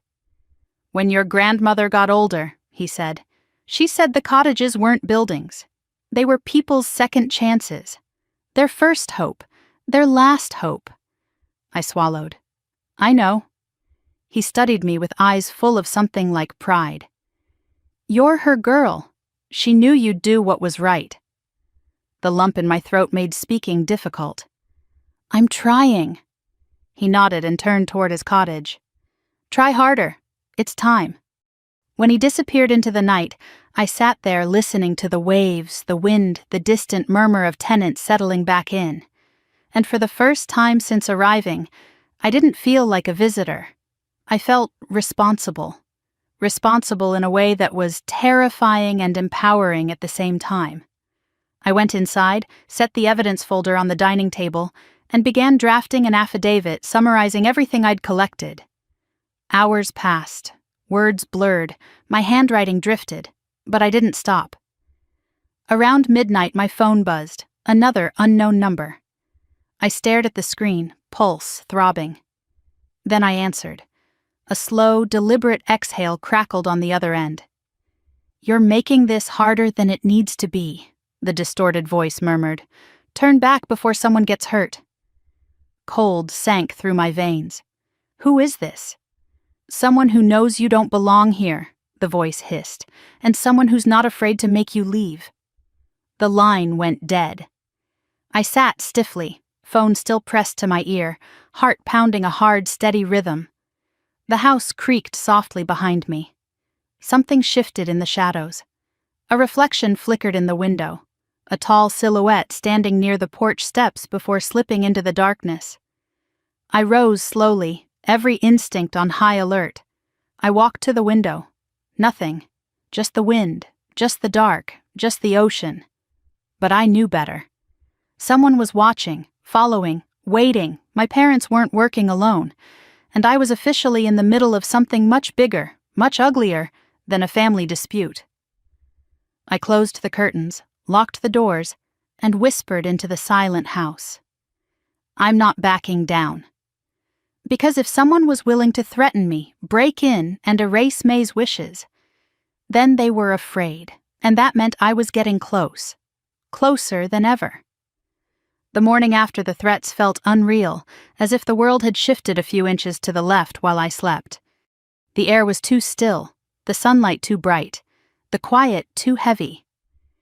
I stood on May's porch with a cooling mug of coffee, staring across the row of cottages while the notary photocopy lay like a heartbeat inside the folder on the table behind me. Today mattered.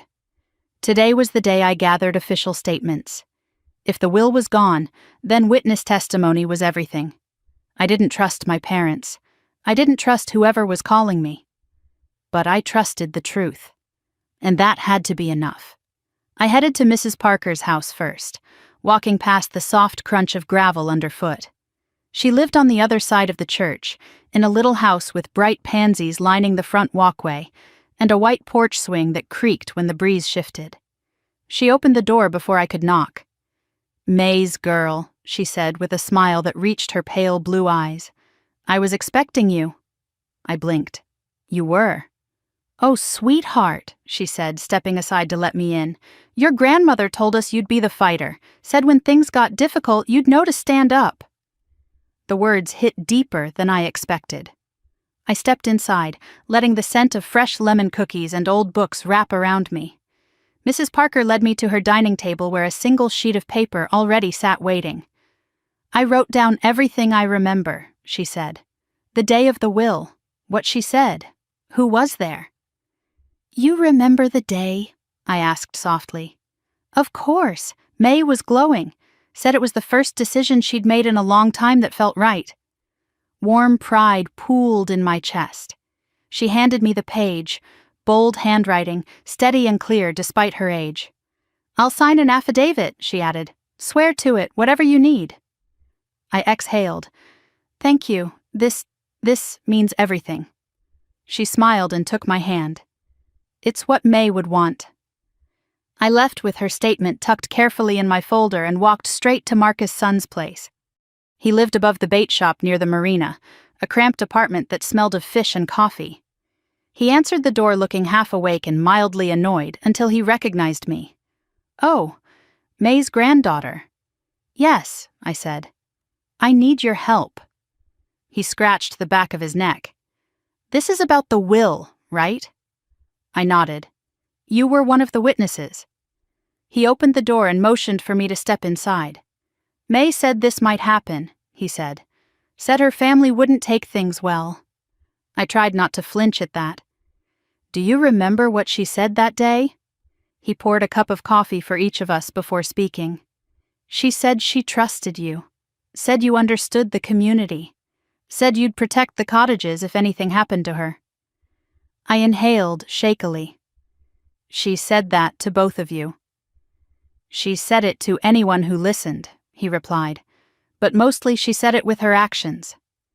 He gestured for me to hand him the affidavit form I'd brought.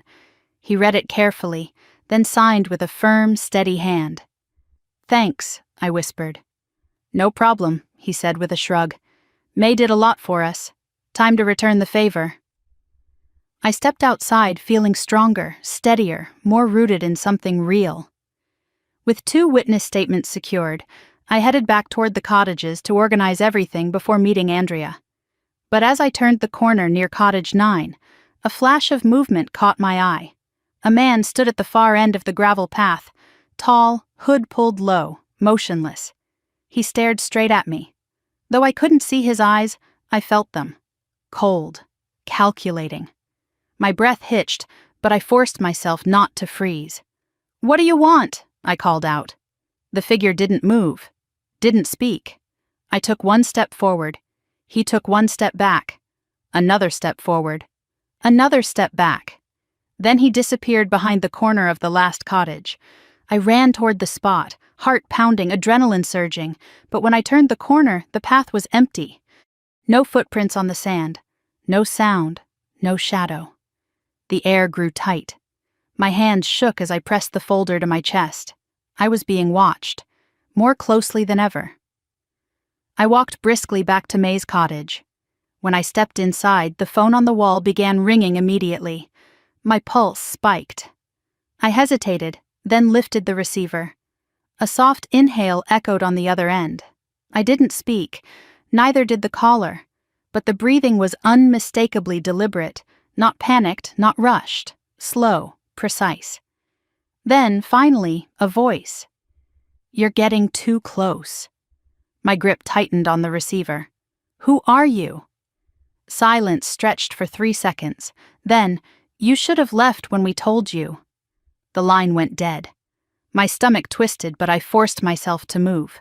Fear could paralyze or ignite, and I wasn't letting it win today. I placed the receiver back on its hook, grabbed the folder, and headed for my car. Andrea needed to know everything. Her office sat near the old marina, small brick building, clean, sun-faded above the doorway. She let me in with a tight expression the moment she saw my face. You look like you saw a ghost, she said. Not a ghost, I replied shakily. A man, watching me, following me. She motioned for me to sit. Start at the beginning. I took a breath and told her everything. The threats, the figure on the path, the silent calls, the escalation. Andrea listened without interrupting, but her face grew darker with each detail. When I finished, she leaned forward. This isn't just inheritance fraud anymore. This is intimidation, possibly criminal harassment. We'll alert the judge and file for protective measures. I swallowed. Do you think my parents... I don't know yet, she said carefully. But I do know they're not acting alone. Someone else is involved. I nodded reluctantly. Now, she continued, show me what you found. I placed the notary photocopy on her desk. Her eyes widened slightly as she scanned it. This is huge, she whispered. This corroborates the signing. We just need the notary's affidavit, and the judge will temporarily freeze every asset your parents are touching. I pulled out the witness statements. I have those too. She took them like sacred pages and laid them neatly beside the photocopy. This case, Andrea said slowly, just became very winnable. A wave of relief washed over me, but it was mixed with something heavier, something like grief, something like betrayal. My parents will hate me for this, I murmured. Andrea's expression softened. Sometimes doing the right thing doesn't look like loyalty. It looks like courage. I shook my head. I just want to protect what May built. I don't want to destroy my family. She nodded. But they're already destroying it.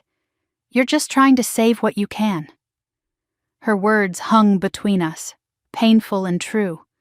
We spent hours assembling a watertight legal package.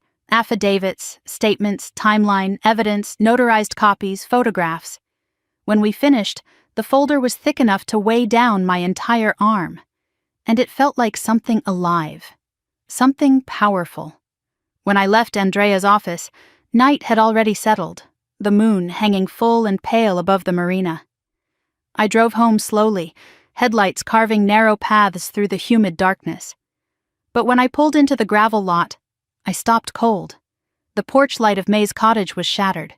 Glass glittered like stars across the steps. The door hung open an inch. Ice slid down my spine. Someone had been inside. Again. I stepped out quietly, heart in my throat, folder clutched tight. I scanned the shadows. Nothing moved, but the darkness felt thick, watching, breathing. I pushed the door open. The house was silent. Too silent. I stepped into the living room, expecting chaos. But instead, nothing was disturbed. The picture frames were still straight, the curtains unmoved, the furniture untouched. Only one thing was different. The envelope with May's note, the one that read, "Open when the time is right," was gone. Stolen. My breath left me in a sharp, painful gasp. Someone didn't want me to find out what she wrote. Someone was trying to erase her voice completely. I closed the door with trembling hands, locking every bolt, every latch. The house creaked softly around me, the old wood shifting as if protesting what had been taken. Then I sank onto May's couch, folder pressed to my chest. I wasn't safe anymore, but I wasn't stopping. Whoever was watching, whoever was threatening, whoever was breaking in and stealing what wasn't theirs, they had just made the biggest mistake of all. They made me angry. And now I was ready for war. By sunrise the next morning, I had slept no more than an hour. Every creak of May's cottage kept jerking me awake, convinced the man from last night had come back. The shattered porch light still glittered on the steps like broken warning signals, and each time I looked at the empty spot where May's sealed letter had been, my chest tightened. But fear wasn't going to save the cottages. Fear wasn't going to honor her. So I swallowed it down and gathered the folder. The affidavits, the notary photocopy, the forged ledger pages, the printed emails from my parents' fake property management account, the real estate brochures, everything. Today, Andrea and I were filing for an emergency injunction. Today, I was stepping into the courthouse not as the forgotten daughter, but as May's defender. By 8:30, I pulled into Andrea's office parking lot, the morning sun glaring off the windshield hard enough to sting. She stood outside waiting for me, wearing a charcoal gray suit and the expression of a woman ready to bulldoze whoever got in her way. "Tell me you slept," she said as I stepped out. "Define slept," I replied. She didn't smile.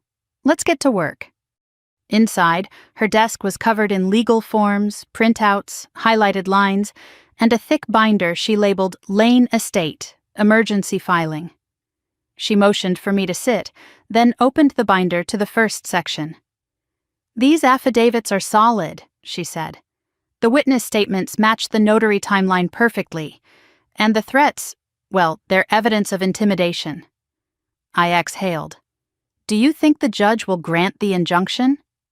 "Honestly," she said, flipping through pages, "I think he'll grant more than that." My stomach fluttered with something like hope, and something like dread. Andrea slid a signature page in front of me. "Your part." My hand hovered over the pen. "Once I sign this," I whispered, "there's no going back." Andrea met my eyes.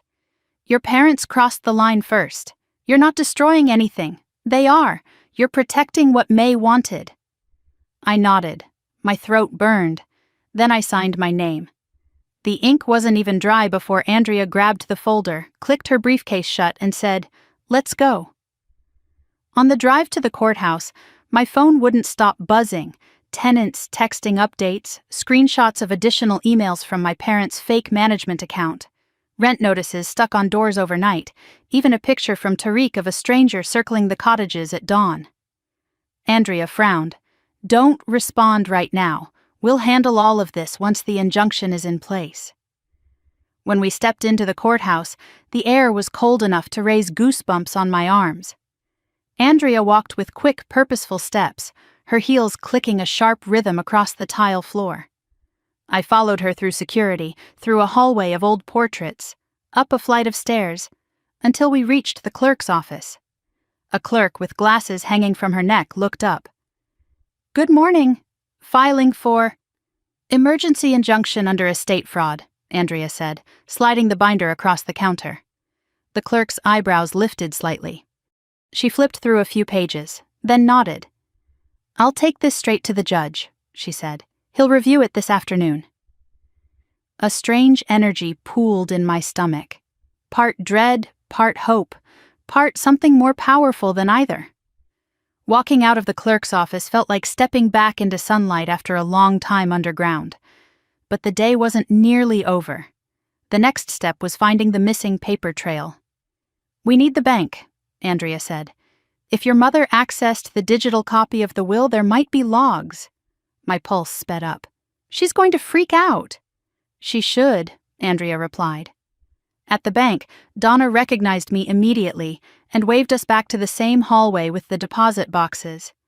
"I didn't think I'd be seeing you again so soon," she said with a sad smile.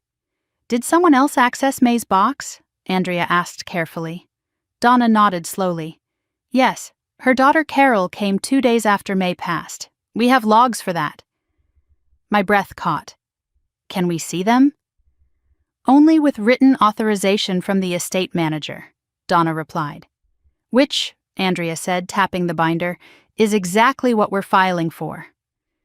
Donna hesitated, then said quietly, "I'll get the preliminary logs. I can't release them officially, but I can confirm whether there was suspicious activity." She left us alone in the hallway for a moment. When she returned, she held a small printout with 2 entries. May's access, 3 weeks before her death, Carol Lane, 2 days after her death. Donna lowered her voice. "Your mother checked the box out for 26 minutes. When she brought it back, the bank manager noticed the folder inside was thinner." Andrea's knees nearly buckled with vindication. "This seals it," she whispered. "Your mother tampered with estate documents." My chest tightened painfully. I knew it was true. I'd felt it in my bones. But hearing it said, seeing it in ink, it twisted something inside me. I stepped outside for air, leaning against the side of the building. The Florida heat pressed against my skin, but it didn't calm the shaking in my chest. She did it. My mother did it. She took the will. She erased May. Andrea joined me a moment later. "We have enough to halt everything," she said. "Now we need to talk witnesses." I nodded and followed her back to the car, but as we reached the parking lot, everything shifted. A figure stood beside my car, tall, broad-shouldered, dressed in a dark hoodie despite the heat. My pulse dropped into my stomach. Andrea inhaled. "Is that—" "Yes," I whispered. "That's him." The man turned his head slightly, as if listening to something only he could hear. Then he stepped forward. Slowly, purposefully. I froze. Andrea stepped in front of me. "Sir, this is private property. You need to leave." He stopped several feet away. His face was shadowed beneath the hood, but I could see the twist of his mouth, almost a smile. "You should stop digging, Harper," he said softly. His voice, calm, unhurried, like he had all the time in the world. My blood went cold. Andrea squared her shoulders. "If you don't leave, I'm calling security." The man tilted his head, studying her like she was an annoyance. Then he turned his eyes back to me. "They won't protect you," he murmured. "Nobody will." I stepped forward despite the fear rattling inside me. "Is that a threat?" He smiled slowly. "It's a warning." Then he turned and walked away, slipping between 2 cars before disappearing completely. Andrea called the bank security immediately, but they couldn't find him. It was like he evaporated. I sat in my car trembling until the shaking dulled into anger, deep, simmering anger. "I'm done being scared," I finally whispered. Andrea put a steadying hand on my arm. "Good." because things are only going to get louder. We drove straight to the church next. Pastor Lucia met us at the door, her brow creased with worry when she saw my pale face. "Child, what happened?" "Someone followed us," I said. "Threatened me." Her eyes widened with quiet fear. "Then you must move quickly." She guided us into her office. A small table lamp glowed warmly beside stacks of hymnals. She placed a folder in front of me. "This is everything May left with me," she said. "Notes, letters, instructions. She was afraid of what your family might do." I opened the folder and found a handwritten page in May's flowing script. "Harper, if you are reading this, I could not finish what I wanted to. Protect the cottages. Protect the tenants. Protect the truth. Trust your instincts, not their words." The knot in my throat nearly cut off my air. Pastor Lucia rested a hand on my shoulder. "She believed in you more than anyone." I closed my eyes. "I hope I'm doing this right." "You are," she said. "You're the only one who ever could." By the time Andrea and I stepped outside, the sun was low in the sky, painting the horizon in orange and lavender. We headed back toward the cottages to gather the last tenant statements and prepare for the hearing. But when I turned onto the gravel road leading to May's property, something felt off, wrong, before I even saw it. The tenants were gathered outside the porch of Cottage 1, shouting, pointing, panicking. I parked and ran. "What happened?" I yelled. Lila grabbed my arm, eyes wide and shaking. "Your parents sent someone," she cried. "A man with a clipboard. He said he was here to assess the cottages for sale." My heart plunged. "Where is he?" "He's still inside Cottage 4, Mr. Ramirez said, fury cutting through his calm voice. "I told him to get out, but he wouldn't." Andrea stepped toward the cottage. "That's illegal. Let's go." We marched toward Cottage 4, and when Andrea threw the door open, the man spun around. He was the same one from the courthouse. The same one lurking behind Cottage 10. The same voice calling me in the night. His smile this time was slow and chilling. "Well," he said softly, "looks like I found what I came for." I stepped forward. "Get out." He didn't move. "Now," I said, voice shaking with fury. Andrea pulled out her phone. "I'm documenting this for the injunction." The man's eyes flickered to the phone, just for a second, but it was enough. He stepped past us, walking out into the dusky light as if we were nothing but furniture. "This isn't over," he said over his shoulder. Then he vanished down the gravel path. Andrea exhaled shakily. "That was your parents' agent." "No," I said quietly. "That was something else. Someone else." I looked at the tenants' fearful faces, at the cottages glowing in the fading sunset, and something inside me hardened into steel. "I'm done reacting," I whispered. "It's time to fight back." Andrea nodded. "Then get ready. Because tomorrow, everything changes." Tomorrow was the hearing. Tomorrow I would stand in front of a judge with the truth in my hands. Tomorrow, one way or another, someone was going to break, but it wasn't going to be me. I woke before dawn, long before the alarm I'd set for 6. The sky outside May's cottage was still ink black, the ocean hidden in shadow, the air thick with that early morning stillness that feels more like holding your breath than peace. Today wasn't a normal morning. Today was the hearing. Today I was stepping into a courtroom to face my parents, my sister, and the stranger who'd been circling my life like a shark waiting for blood. I sat on the edge of the bed, breathing slowly, feeling the pulse of my heartbeat against my palms. For a moment I let myself imagine what Grandma May would say if she were here. "You stand straight, sweetheart. You speak steady. And you don't let fear touch what truth can carry." I swallowed hard. "I'll try." By the time I dressed and walked into the kitchen, a faint light was starting to push across the horizon. The cottages glowed dimly, like soft pastel ghosts waiting for a dawn they knew was coming. I poured coffee into her favorite pelican mug, took one long sip, and set the mug gently beside the folder that held every piece of evidence I'd collected. Notary photocopy, witness statements, threat messages, emails, logs, ledger pages, real estate brochures, bank confirmations. And May's letter, her voice, telling me exactly who she trusted. When I stepped outside, the tenants were already gathering, all of them, every single one.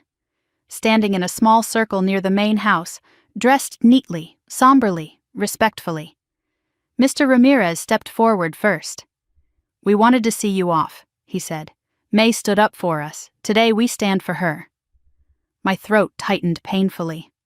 Lila hugged me, whispering, "Please bring the cottages home." Tariq handed me a small homemade breakfast sandwich wrapped in foil. "You'll need strength," he said, cheeks reddening. "Protein helps." Mrs. Holloway grasped my hands in her frail but determined fingers. "Tell that judge the truth," she said. "That's all you ever needed." I blinked hard against tears. "Thank you, all of you." "Go," Mr. Ramirez said. "We'll be here waiting." Their belief filled me like something warm and steady, something I didn't know I'd been missing. Andrea's car pulled in just as I stepped toward mine. She rolled down the window. "You ready?" she asked. "No," I said honestly, "but I'm going anyway." "That," she replied, "is what being ready actually means." The courthouse looked different today, sharper, heavier, like its walls already knew the story about to clash inside them. People filed in quietly, dressed in muted colors, paperwork clutched in hands, whispers floating through the marble hallways. My parents were there. My father stood tall, his shoulders squared, wearing the same suit he wore to client presentations when I was a kid, the suit he wore when he wanted to be obeyed. My mother sat beside him, lips pressed tight, eyes bright with fear or anger or both. Brooke stood slightly behind them, makeup flawless, arms crossed like a defensive shell around her frame. My father spotted me first. His jaw tightened. My mother's face hardened. Brooke looked away. Andrea leaned close. "Ignore them. You're not here for them. You're here for the truth." We took seats at the petitioner's table.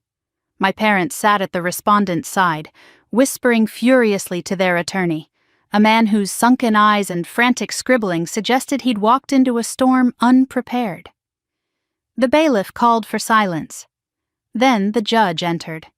He was older, silver-haired, with a face that carried both sternness and something softer. Experience, maybe. A man who'd seen too many family battles but never grew numb to them. "Court is now in session," he said. "Case concerning the estate of Ms. May Hollister." My parents sat straighter, ready to play their part. The judge reviewed the docket, flipping pages before clearing his throat. "We will begin with the respondents." My father rose with perfect confidence. "Your Honor, the 10 vacation homes belonged to my mother-in-law. Upon her passing, they default legally to her daughter and myself. There is no will. There is no evidence of a will. Our daughter," he gestured dismissively toward me, "is attempting to claim ownership without standing." My mother nodded vigorously. "She was hardly ever here, Your Honor. She doesn't know anything about the cottages. She doesn't deserve—" The judge held up a hand. "Thank you. Please sit." They sat stiffly, exchanging glances. The judge turned his gaze to me. "Ms. Lane, you submitted an envelope for review. Please step forward." My stomach tightened, but my legs carried me forward. I handed him the thick envelope Andrea and I had assembled, a mountain of truth built from May's trust. He opened it slowly. The courtroom went silent. So silent I could hear my own pulse. He removed the notary photocopy first. His eyes flicked up briefly, curious, surprised, before moving on. Then the affidavits from Carol Parker and Marcus Sun. Then the bank access logs. Then the digital metadata showing the deleted will. Then the forged ledger pages, emails, threat messages, photos, copies of May's handwritten notes. The judge paused halfway through and raised an eyebrow. He read another page, then another. Then he leaned back. And he laughed. Not mocking, not loud, but a soft, startled laugh of disbelief, The kind of laugh a man makes when the deception in front of him is so obvious he can't help but marvel at it. My parents stiffened so visibly I could feel the crack in their composure from across the room. The judge set the papers down, folded his hands, and looked over his glasses at my parents. "Well," he said quietly, "this is interesting." No one breathed. My father fumbled for words. "Your Honor, she—" The judge raised a hand. "Mr. Lane, this evidence strongly suggests a signed will existed, and further suggests someone with access to Ms. Hollister's home, or her deposit box, removed or destroyed it." My mother's face drained of color. Brooke closed her eyes like she could pretend she wasn't part of this. The judge continued, voice steady. "Such an action is considered tampering with estate documents and could constitute fraud."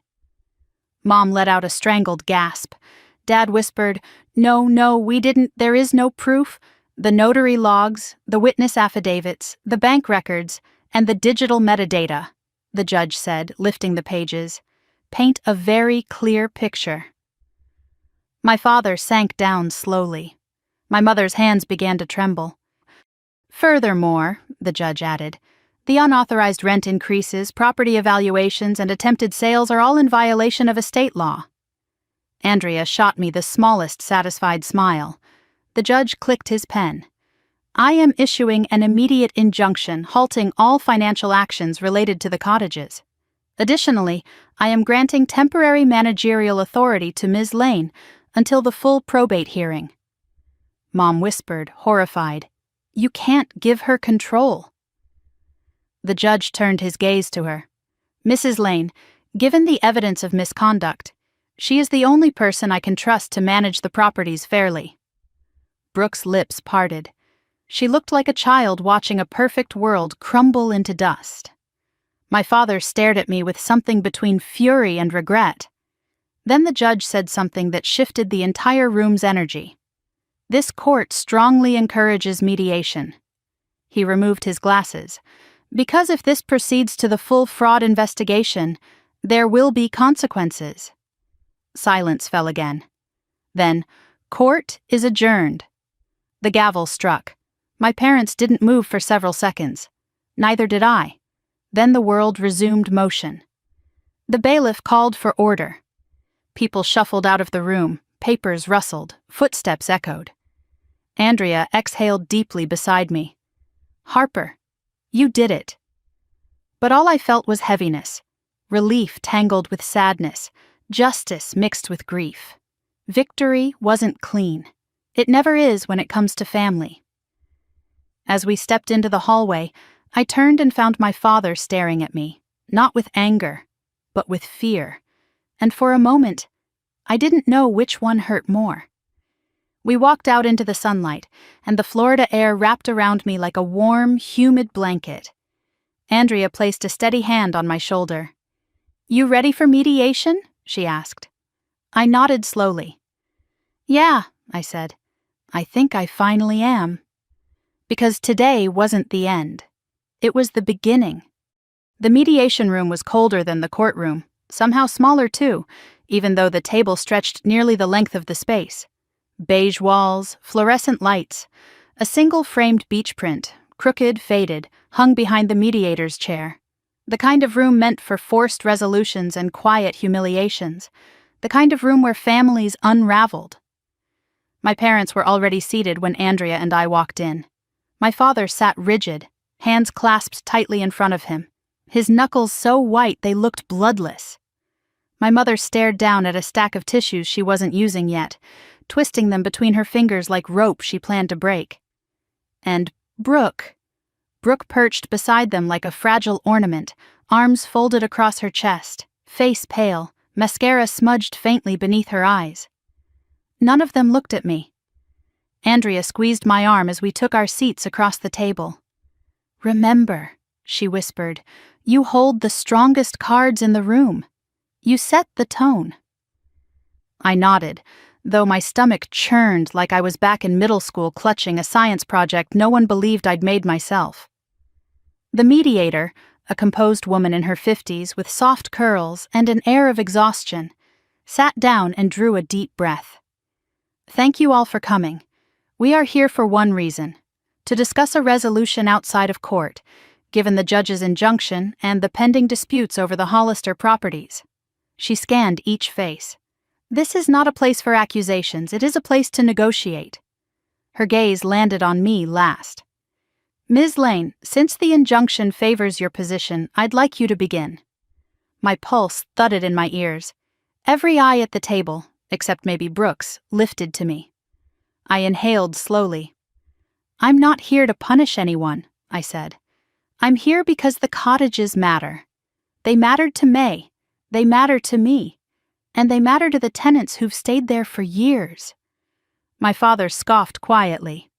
This sentimental angle, Andrea cut in sharply. Mr. Lane, please wait your turn. He shut his mouth, but his jaw twitched. I continued, keeping my voice steady. I want the cottages preserved, managed ethically, maintained affordably. That's what May wanted, and that is the only outcome I'll accept. Silence followed. Then the mediator nodded. All right, let's hear the respondent's position. My mother finally lifted her head. Her voice wavered. We were overwhelmed. We didn't know she'd signed anything. We didn't know she'd spoken to other people. Andrea arched an eyebrow. You had access logs showing you entered her box after her passing. Stop, my mom whispered. Please. My father exhaled sharply. We made mistakes, all right? Mistakes, but we're not criminals. We didn't destroy anything intentionally. Andrea slid a printed copy of the digital metadata across the table, the record showing my mother's email as the last person to access and delete the PDF. My mother closed her eyes. I panicked, she said in a thin voice. She sent the file to our shared account. I opened it while we were planning the funeral, and I just didn't want to deal with it. I didn't think you were ready to handle all this, Harper. My chest tightened. Not ready? Or not the one you preferred? She swallowed. I didn't want this to split the family. It split the family long before I got here, I said quietly. My father rubbed his temples. We weren't trying to hurt anyone. Selling the properties was necessary. For money, I said. For survival, he corrected, voice cracking more than I expected. That startled me. Survival? My mother's shoulders slumped, and for a moment she looked older than I'd ever seen her. We're in debt, she whispered. Deep debt, Kyle's loans, your father's early retirement, medical bills, Brooks' business. Brooks shifted uncomfortably. I stared at each of them, shock cooling into something else. Understanding, maybe. Not forgiveness. But context. So you thought the cottages were your way out? I said. My father didn't deny it. His silence confirmed everything. The mediator leaned forward. Perhaps now would be a good time to discuss what resolution you're hoping for. Andrea gestured for me. I took a breath. Full managerial control of all 10 cottages. Legal authority to maintain them, reinvest in them, and oversee all decisions. No sales, ever. My parents stiffened. My voice remained calm. In return, I'm willing to provide a monthly stipend drawn from cottage revenues, enough to help stabilize their finances without compromising operations. My mother blinked. A stipend? Yes, I said. Not out of obligation, out of compassion. For the first time, Brooke looked directly at me. Her mascara-smeared eyes were wide, not with anger but disbelief. Why would you help us? I swallowed. Because someone has to break the cycle. She looked down, chin trembling. My father cleared his throat, voice softer than I'd ever heard it.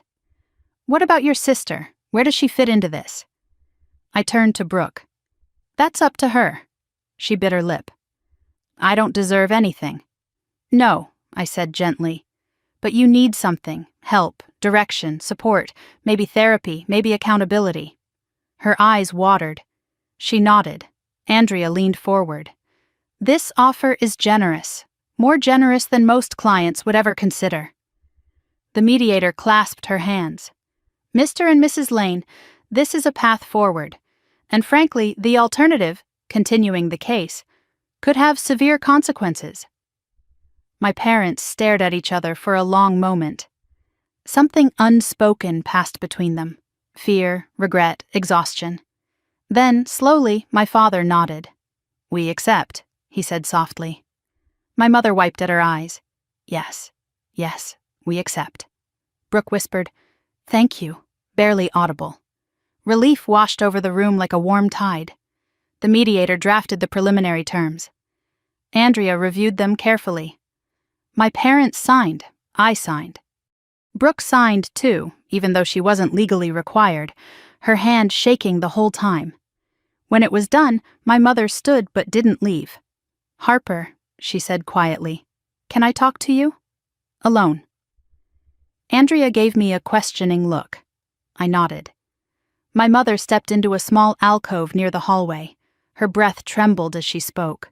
"I'm sorry," she whispered, "for everything, for choosing wrong, for not seeing you, not really seeing you." My throat tightened. "Mom, no," she said firmly, voice cracking. "Let me finish. You were always the strong one, the brave one, the one who didn't need us. And instead of being proud, I resented it. I shouldn't have." Her eyes glimmered with tears. "I'm so sorry I made you feel lesser than your sister." For a moment I couldn't speak. The apology I had wanted for years, decades, had finally arrived, not wrapped in excuses or guilt, but truth. It didn't erase everything, but it mattered. "Thank you," I whispered. She squeezed my hands. "Take care of the cottages, take care of yourself, and maybe someday, take care of us too." I nodded. When she stepped away to rejoin my father and Brooke, Andrea appeared at my side. "You handled that beautifully," she said. "Truly." I exhaled slowly. It hurts, but it feels right. Then it is. We walked out into the afternoon sunlight together. The sky was bright blue, the breeze warm, the courthouse steps wide and open. For the first time in a long time, stepping outside felt like stepping forward. Andrea paused at her car. "You know this isn't the end. This is just a new beginning." "I know. And you're ready for it." I nodded. "Yeah, I am." When her car pulled away, I stood alone for a moment on the courthouse steps, letting the sunlight settle into my bones, letting the weight of the day dissolve. Then I walked toward my car, folder tucked under my arm, the same folder that held evidence and heartache and truth and the promise of a future I wasn't afraid of anymore. Tonight, I would return to the cottages. Tonight, I would tell the tenants everything. Tonight, I would tell May everything too, standing on her porch, under her chimes, letting the wind carry the words she never got to hear. The cottages were safe. The legacy was safe. Because I was finally strong enough to protect it. And finally, I wasn't fighting alone. The sun had barely begun to rise when I pulled into the gravel lot of the cottages. Soft pink and gold streaked across the horizon, like someone had brushed the sky tenderly with watercolor. The palm trees swayed just enough to make the chimes on May's porch sing a sleepy greeting. After everything that had happened, the break-ins, the threats, the hearing, the mediation, I expected this moment to feel heavy, like the ending of a war. But it didn't. It felt like home. I stepped out of the car, the humid Florida air settling on my skin like a warm hand. The cottages glowed in the early light, mint, peach, seafoam, butter yellow. Still crooked, still imperfect, still beautiful, and now, finally, safe. Mr. Ramirez was the first to see me. He stood on his porch watering the tomatoes he'd nurtured for years, his old fishing hat tilted against the sun. When his eyes met mine, he smiled, a full, genuine smile that reached every line in his weathered face. "Well, Harper Lane," he called out, "looks like you won." I walked toward him, shaking my head softly. "It wasn't about winning," he chuckled. "Maybe not to you, but to the rest of us, it means everything." The porch doors opened one by one. Tenants stepped out, Lila waving with sleepy enthusiasm, Tariq holding a cup of coffee he clearly hadn't tasted yet, Mrs. Holloway wrapped in her rose-colored robe. Even the retirees from Cottage 7, usually up much later, were out early, leaning on their cane and walker like they refused to miss a moment. I felt something catch in my throat. These people, these imperfect, wonderful people, were why May built this place. She didn't build cottages. She built community, resilience, second chances. And now it was my turn to carry all of that forward. "Tell us," Tariq said. "How did it go?" I took a breath. We reached an agreement. Silence hung for a beat, waiting, hoping. "My parents accepted full managerial control being transferred to me," I said. "No sales, no listings, no forced moves. The cottages stay exactly as they are." A chorus of relief rippled through the group. Mrs. Holloway actually pressed her hands together in front of her chest like she might cry. "And the tenants?" Lila asked tentatively. "You're all safe," I said. "The injunction protects every one of you. Rents stay stable. No more notices, no more threats." A cheer went up, small, quiet, but full of joy. I couldn't help it. I smiled. The tenants crowded closer, some touching my shoulders in gratitude, others giving soft congratulations. For a moment, the porch felt like it was breathing with life, like the entire community had exhaled at once. After they drifted back to their cottages, I walked toward the main house. The porch boards creaked the same way they always had, the kind of familiar groan that used to annoy me as a child but now felt grounding, like May's voice murmuring, "You're home, sweetheart." I stepped inside and let the air meet me, a blend of lavender soap and citrus cleaner still lingering faintly from when she used to scrub the counters herself. The sunlight spilled through the slats, dust floating lazily like tiny golden galaxies. Today was the first morning I walked through the house not as a visitor or an intruder or a frightened granddaughter holding evidence, but as the caretaker May had chosen. Not officially in her will, but in every conversation she had with neighbors, every handwritten note she left scattered through the drawers, every lesson she taught me with her hands and her heart. I went to the kitchen, poured coffee into the pelican mug, and stood at the window overlooking all 10 cottages. I imagined May beside me, her elbow brushing mine, her soft laugh as she pointed out who needed help fixing a shutter or whose garden needed pruning. That was her way. Fix what needed fixing, help who needed helping, love without expecting applause. "Morning, Grandma," I whispered. Just then, the wind picked up, rustling the palms and making the porch chimes sing. A warm shiver ran through me. I took it as her answer. After breakfast, I began my usual rounds, something that had started as a desperate attempt to maintain order during chaos, but had slowly become the favorite part of my day.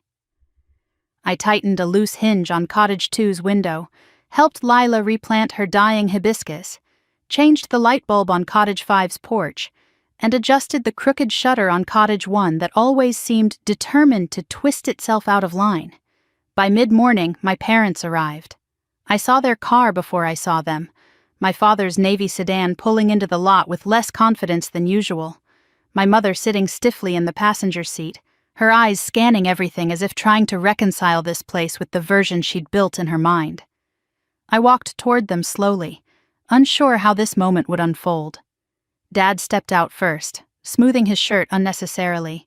He looked older, tired, like the weight he'd carried so long had finally settled onto his shoulders instead of fueling his pride. Mom stepped out next. She looked fragile, her posture quieter than I'd ever seen it. Brooke wasn't with them today, which somehow made the air feel easier. Dad cleared his throat. "We wanted to come see how you were doing." I nodded. "I'm all right."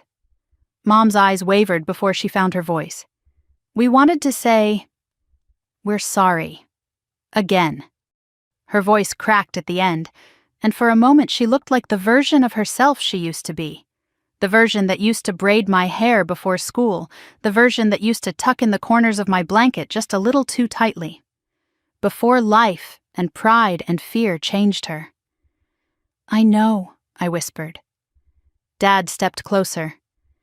"We don't expect you to forgive us right away, but we want to try." I looked at him, seeing not the enemy he had been during the hearing, but the flawed, frightened man he had become.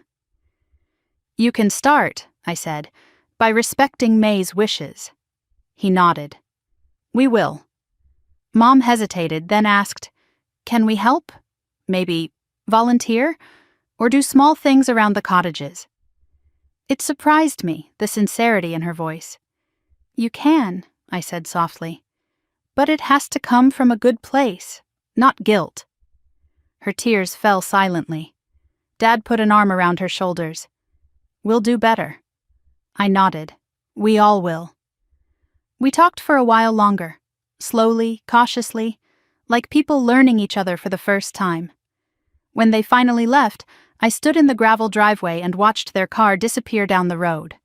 I didn't feel healed, not fully, but I felt open, and maybe that was enough for now. Later that afternoon, I walked down to the dock behind the main house. The water glittered beneath the sun, small waves tapping against the pilings in a rhythmic hush.